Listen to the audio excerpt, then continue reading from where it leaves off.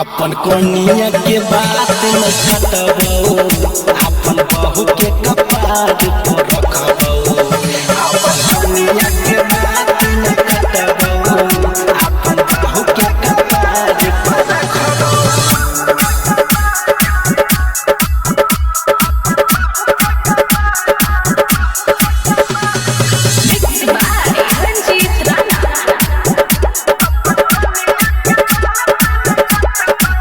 कनिया हमार भगवती समान धूप दीप देखाई के करबै प्रणाम नहीं मारबै कनिया के हेरे एको चाप गोदी में बैठाई के खिलेबै माछ भात।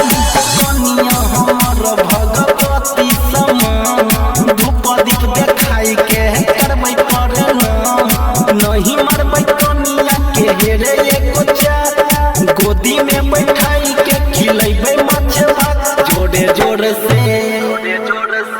जोड़े जोड़ से कहियो न बतबै अपन सुगा के कपार पर रखबै अपन कनिया के बात नहीं कटबो अपन बहू के कपार पर रखबो।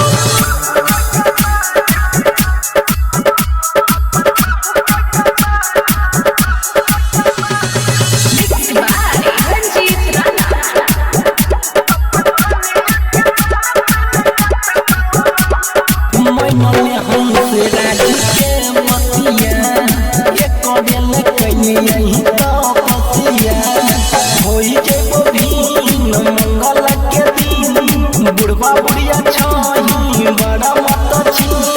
मैंने हमसे राजी के मतिया एक बेल कहीं यही तपसिया होई जेबो भीन मंगल के दिन बुढ़वा बुढ़िया छही बड़ा मत छी।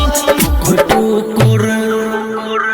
टुकुर वकरे तकबो अपन बहू के कपार पर रखबो अपन कनिया के बात नहीं कटबो अपन बहू के कपार पर रखबो।